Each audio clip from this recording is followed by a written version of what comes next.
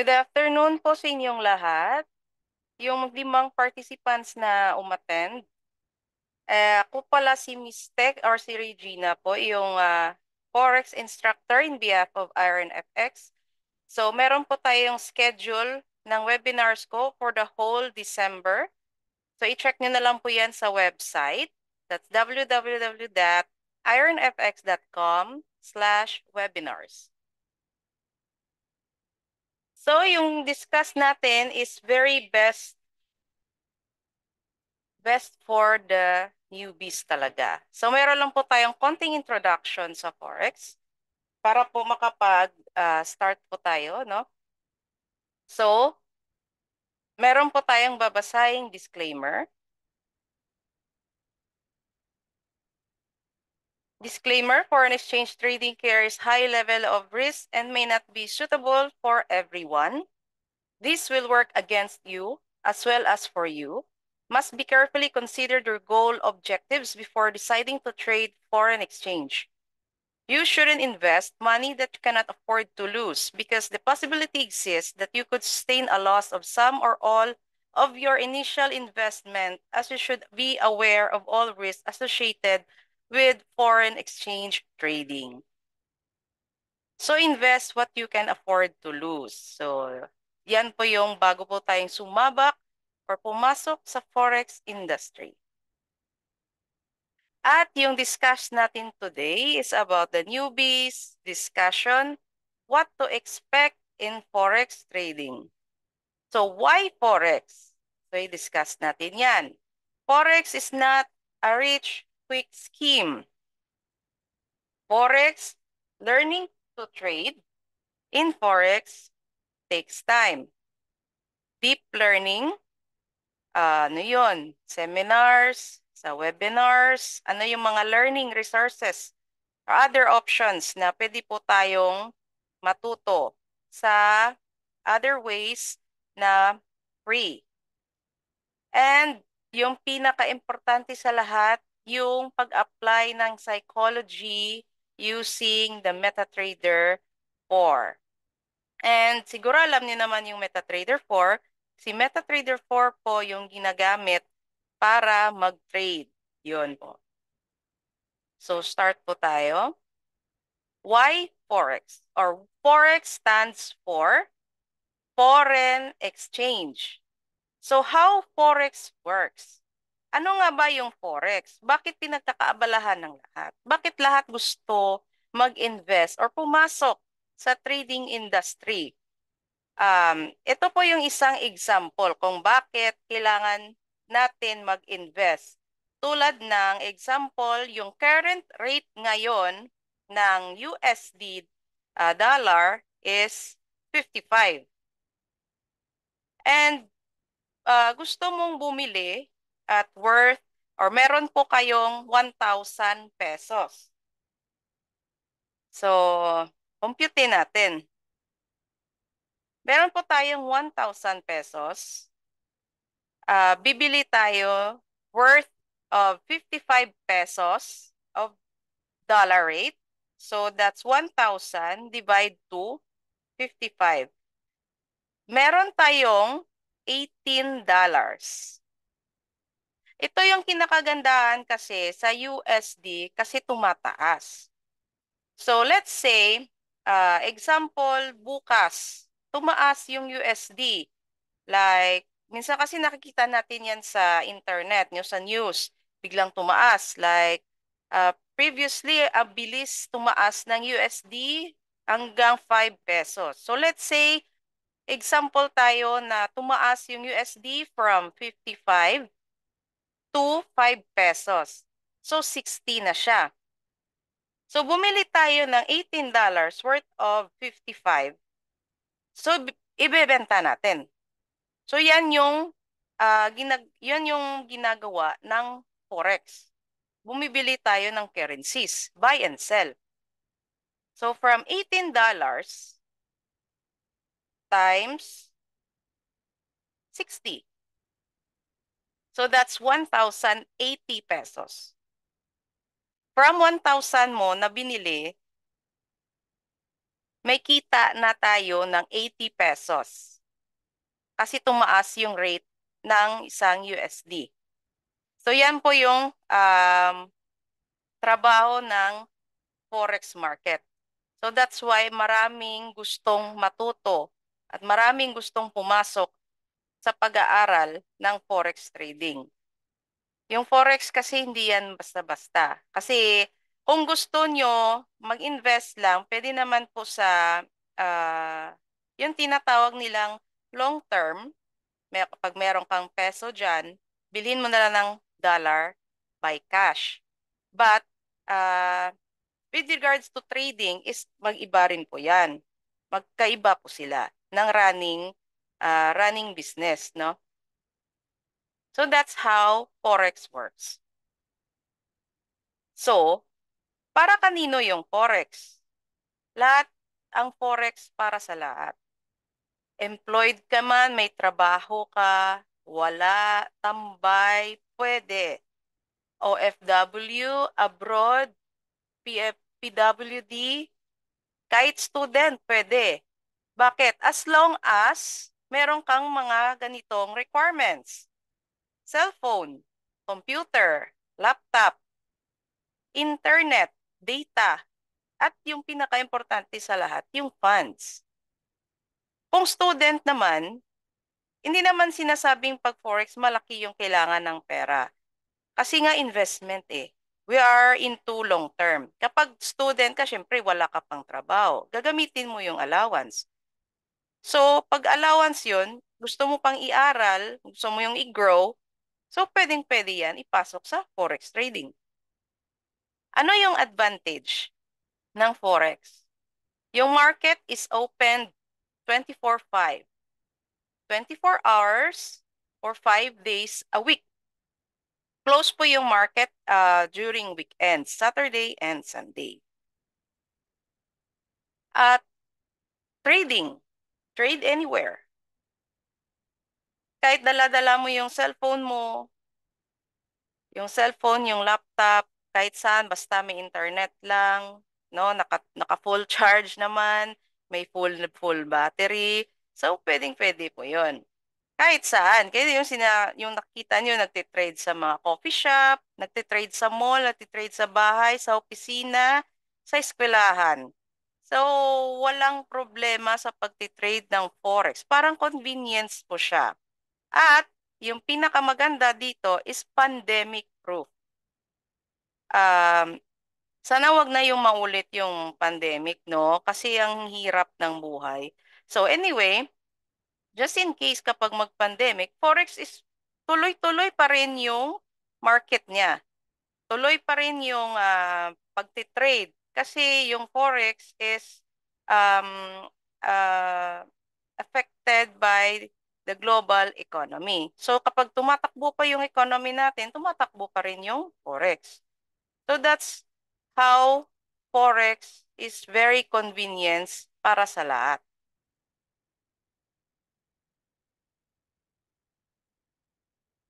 Forex is not a rich, quick scheme. So wag po tayong umasa na kapag nag-invest na tayo into forex ay magiging mayaman na tayo instantly. Wala pong ganon. Sa tagal-tagal ko nag-trading, hindi po ganon yung nangyari sa akin. So, kapag merong mga nag-a-advise sa inyo, please learn from them. Baka may nag-o-offer dyan sa inyo. Like, double your money scheme. Marami yan ngayon eh. Uh, Turn your 1,000 to like 50% up within within the number of days. So, walang ganon. So, kapag nakapag-withdraw po kayo, swerte nyo. Pero hindi yan magtatagal. So, kawawa yung baka nag-invite po kayo, pinasok nyo dyan. So, wag na po kayong mag-try. So, yung pagte-trading kasi, walang ganong bagay na pwedeng ikakayaman natin. Possible po siya na easy money pero pinagtatrabahuhan yan. Inaalam lahat, yung strategy, yung news, yung fundamentals, yung technical analysis, lahat po inaaral. So wala pong ibig sabihin na pag pumasok po kayo sa forex trading, yayaman na agad kayo. Like may mga instant lambu like that. Uh, I think it's possible, but it it needs it needs a very deep experience. Okay? So kaya that's why education is more important investment before starting into forex trading. Huwag po tayong magmadali. Huwag po tayong magmadali. Kung gusto niyo po natin pumasok sa industry ng forex, so kailangan po natin muna matuto at alamin yung background at yung market behavior ng forex trading.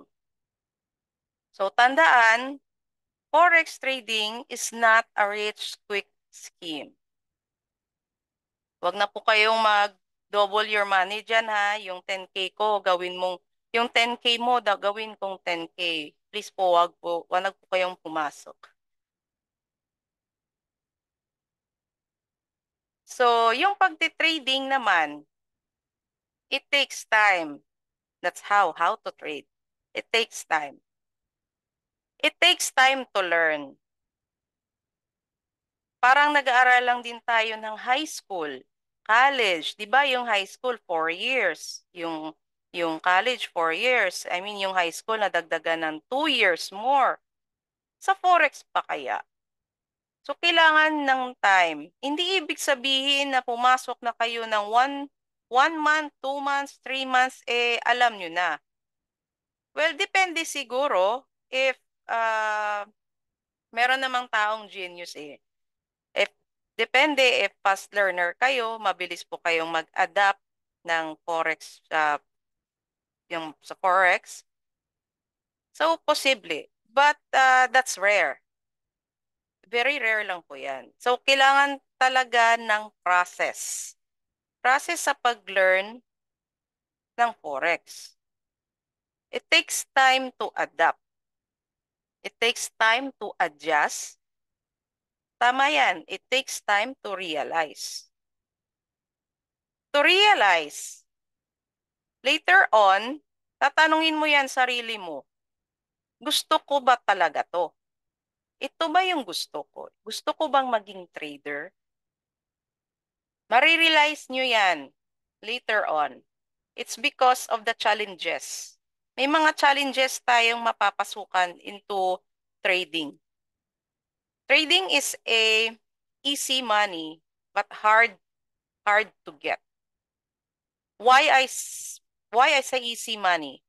Kasi example, 1,000, proper risk management. O gamit tayo, no? Example, nag-trade tayo ng $10. Example, nag-buy tayo ng ilang lots. Panalo ka, ang bilis, may pera na agad yan. Or, mabilis din matatalo. Easy money, easy lose, easy win.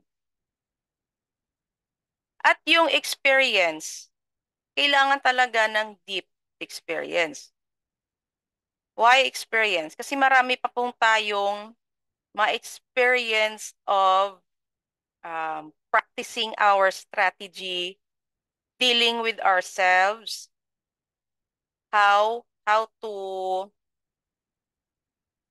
adjust ourselves into the world of trading.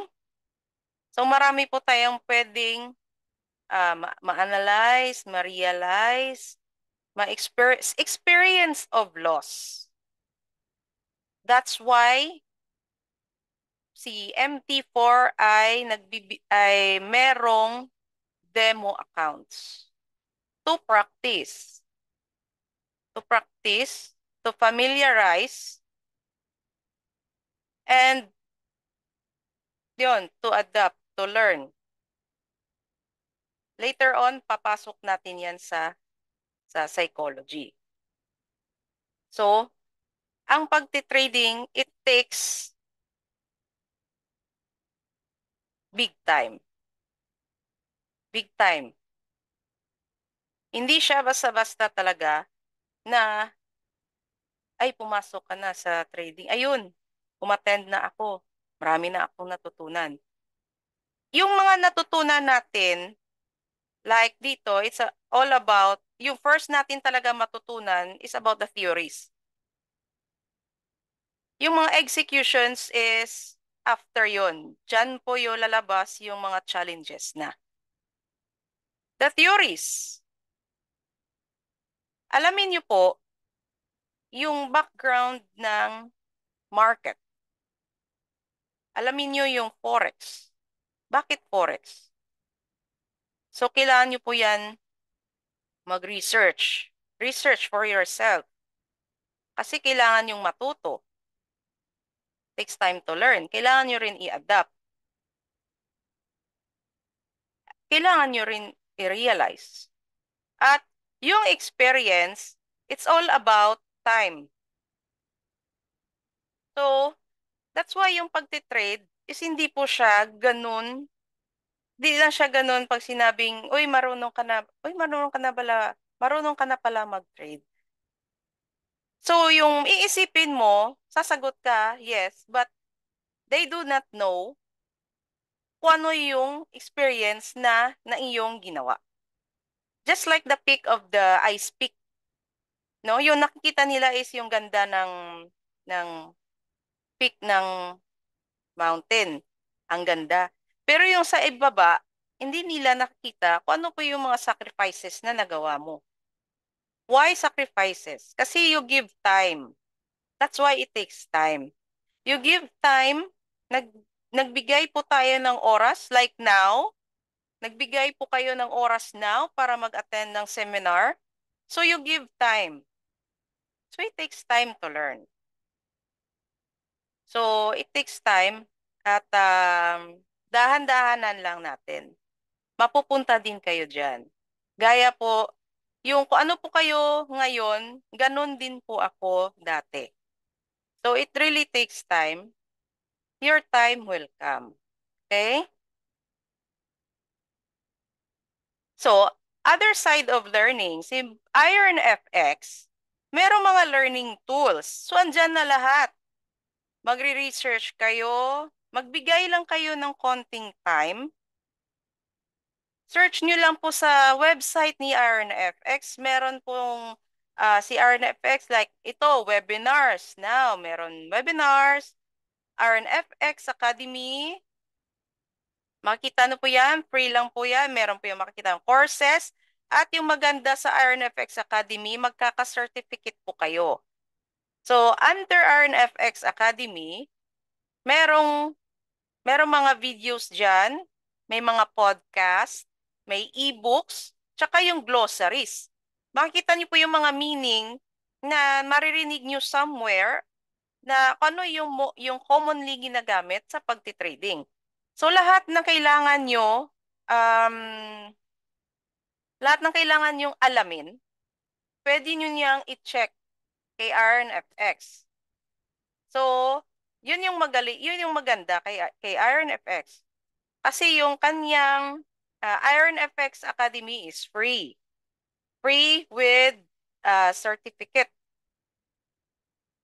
So, kailangan ko lang po yung inyong dedication. Kung gusto niyo po talagang matuto, lahat ay nandyan na. It's all about effort. So, mag-e-effort tayo. Kailangan natin mag-effort. Hindi naman kasi pwedeng isend lang namin yung e-books. Oh, i-forward namin sa Gmails niyo, magsisend tayo yung e-books. Yung tanong, babasahin nyo ba? Maganda kasi meron dito sa Iron FX, makikita nyo talagang magpi-play yung video. At napaka-importante po talagang alamin yan. Nakikita ko, chinek ko talaga yung videos. Para po talaga sa mga beginners na gusto pong mag-start. So, ngayon, pwede nyo yan i-check. www.ironfx.com/,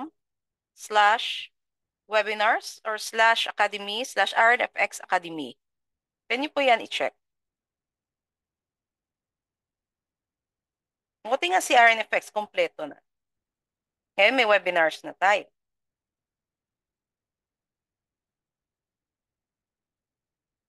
Excuse. So ito na po yung pinaka-importante sa lahat. The trading psychology. Trading psychology. Una, sa demo accounts. Ano naman ang pwede nating daanin pag gumagamit tayo ng demo accounts? Una pala, we are talking here the use of MetaTrader 4. MetaTrader 4, ito po yung application na ginagamit para po mag-trade. Mag-trade po sa forex market na nakikita nyo merong buy and sell. So si MetaTrader 4, yung most commonly used sa pag-trading. Aside from broker. Broker example is si IronFX. So si MetaTrader 4, yan po yung gateway of execution of trading buy and sell. So kapag ginamit natin yung demo accounts, ibig sabihin demo o practice account. So ano? No emotions. Siyempre, pwede po tayo mag-create ng demo. Lagyan natin yung pinaka-maximum na funds, 100,000 USD. So, pwede tayo mag-trade kahit magkano. Kung ilose mo yan, o magka-profit ka man lang, it's all about executions. The demo account or the practice account is all about the demo or the practice executions. Executions lang siya. So, ano yung pwede nating gagamitin? Bakit tayo gagamit ng demo account? Una, trading familiarizations. Kailangan natin i-familiarize yung paggamit ng MetaTrader. Ano yung meron sa MetaTrader na yan? Titingnan nyo lang ba yung buy and sell? Ganon. Titingnan nyo kung ano po yung performance ng ganyang app, paano po siya mag-e-execute, paano po kayo mag-trade, paano po kayo mag-close ng trade, paano po kayo mag-exit, paano kayo mag-log-in ng accounts nyo, and so on.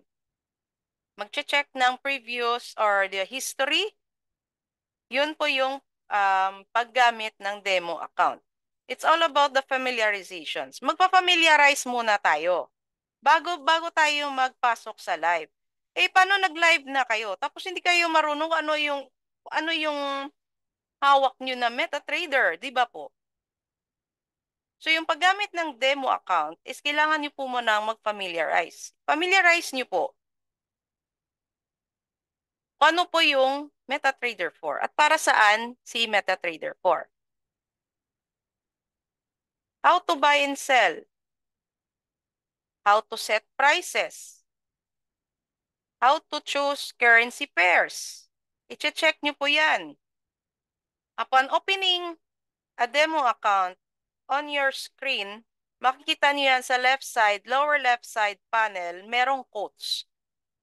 Diyan nyo po yung makikita yung mga currency pairs.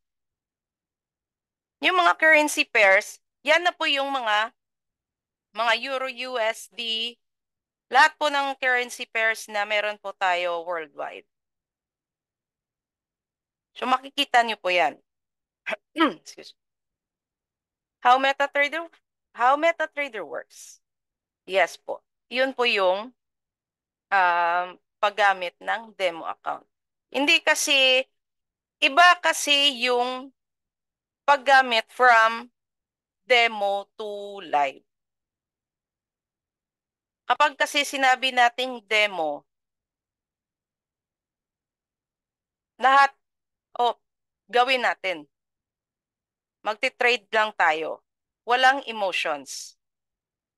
Ayan, nakita mo, feeling mo tumaas yung candle. Parang umaangat. Ayun, nag-buy ka ng 10 lakhs. Ang laki ng profits. Ang saya mo, nag-close. Nag-sell ka, pero tumaas yung market. Natalo ka. Like exam, natalo ka dyan 50,000 USD. May nararamdaman ka ba? Di ba po wala? Kasi wala po yung emotions pagdating sa demo. Compare with the live account. Compare with the live account. Eto, marami tayong challenges pagdating dito. Yung sinabi ko kanina na pupunta tayo sa challenges, lahat nasa live account. Mayroon ng mga mixed emotions. Executions. Bakit nasabi kong mixed emotions? Yun yung example ko kanina. Example, hindi na yung demo ha. Example, meron talaga tayong pera na 100,000.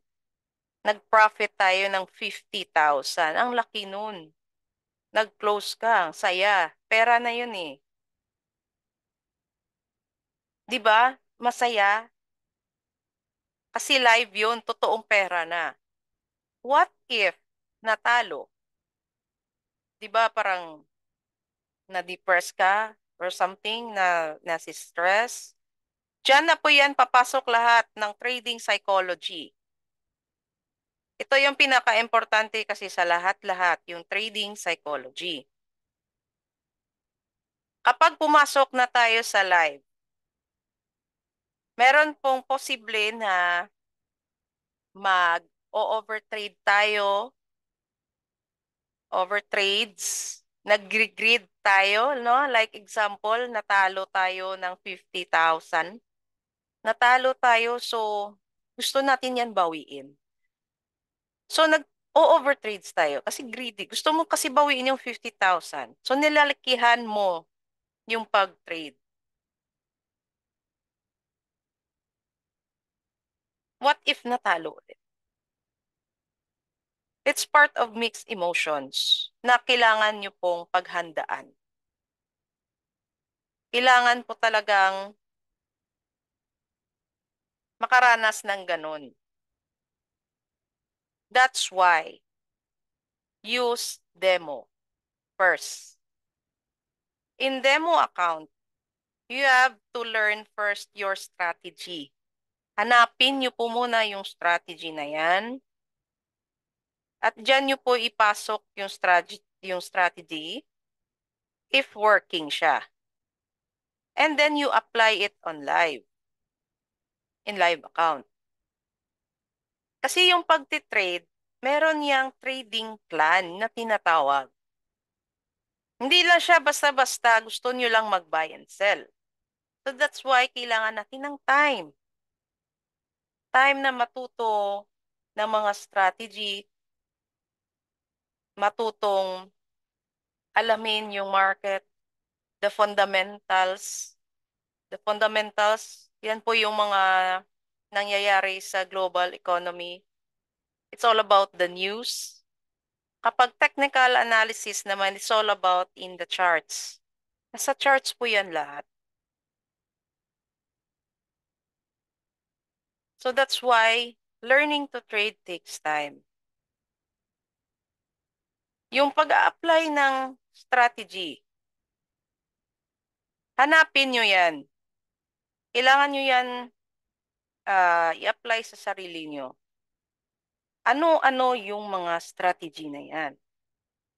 Maraming mga strategy out there. As a beginner, yung una niyong alamin is yung the the trend lines. And meron po tayo niyan, webinar sessions this December. Trend lines. Yun po yung pinaka-basic talaga na kailangan ng isang beginner aralin. From the basics tayo. The introductions, the tips, the advices. For the strategy naman, for the chartings, no? Papasok yan, chartings yan, papasok tayo. That's trend lines, learning trend lines, as well as the support and resistance, yung pinaka-importante sa lahat. Support and resistance and the supply and demand. Yun yung pinaka-common talaga na ina-apply kapag tayo po ay nag-aaral ng strategy. Yan po yung pinaka-importante nyo pong aralin. At yung mga nakikita nyo mga terms of strategies, marami din po yan. Like example, pag sinabi nating trend lines lang yung strategy mo, yung trend lines pa lang, magko-quote tayo, trend lines, mahabang usapan na yan. Mahabang discussions, maraming applications, maraming practices, maraming executions. So, that's why forex trading is pinaka-wide. Parang ang laki. Kung gusto niyong pasukin, marami talagang different kinds of informations. Ang daming informations na pwede niyong aralin at i-apply. So that's why I am saying na trading talaga is all about you. It's all about ourselves. So yung trading, dyan kasi papasok. Kasi self na natin eh. Yung pagtitrade, nagiging apektado yung patience natin. Personal behavior natin, yung patience, ina-apply rin yan sa trading. So, depende kung what kind of trader you are. Meron trader na pabilisan, meron trader na mabagal, meron trader na gusto ito lang, hanggang ito lang. Meron trader na hanggang sa taas talaga yung goal.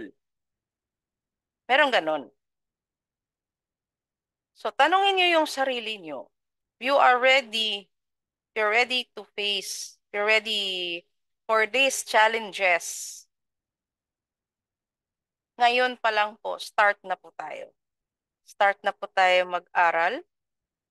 Manood po tayo ng mga webinars.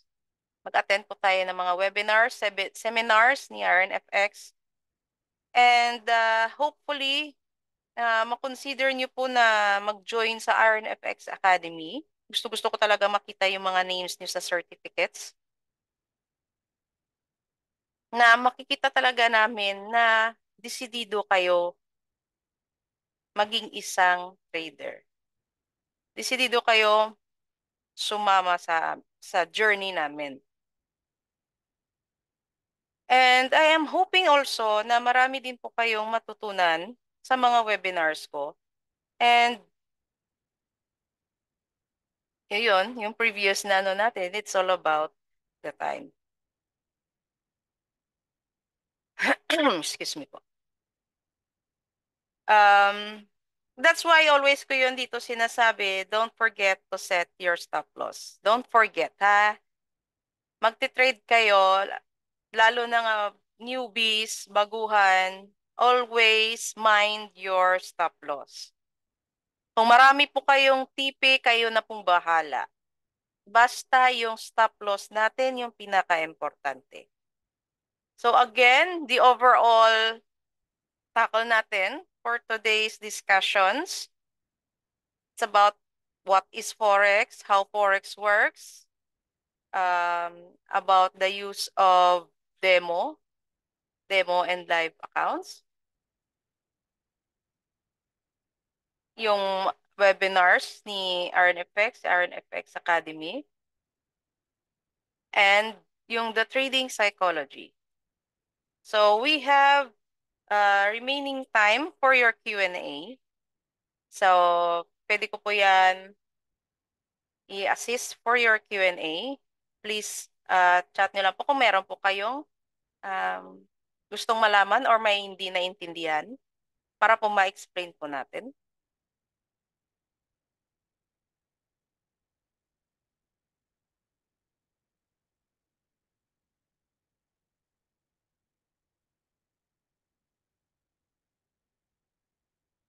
Pwede nyo pong i-chat.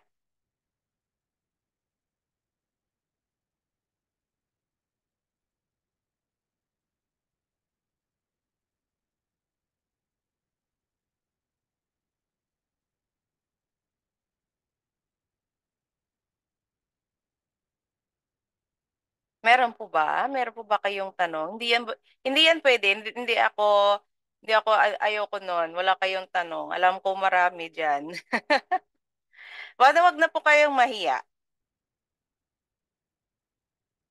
Tanong po kayo. Ah, Ma'am Alma, Sir Chester, para po Ma'am Tina Samson. Kung meron man kayong katanungan sa discussion natin today. And hoping marami po kayong natutunan.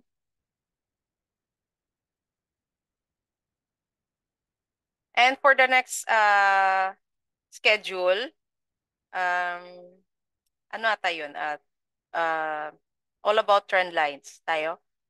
Yes, all about trend lines. So, let's move it one step at a time. Okay, one step at a time tayo. How long for a newbie to be a profitable? It's all about you. Nawala ata ako eh. Nawala yung video.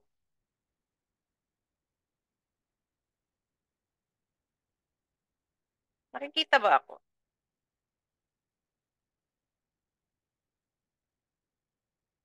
Nakikita ba ako? Nawala ah. Nawala yung camera ko eh.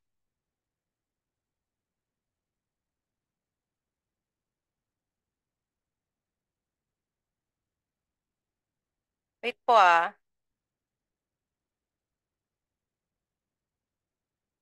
Okay, so how long for a newbie to be profitable? From Chester Dakanay. Thank you, sir, for your question.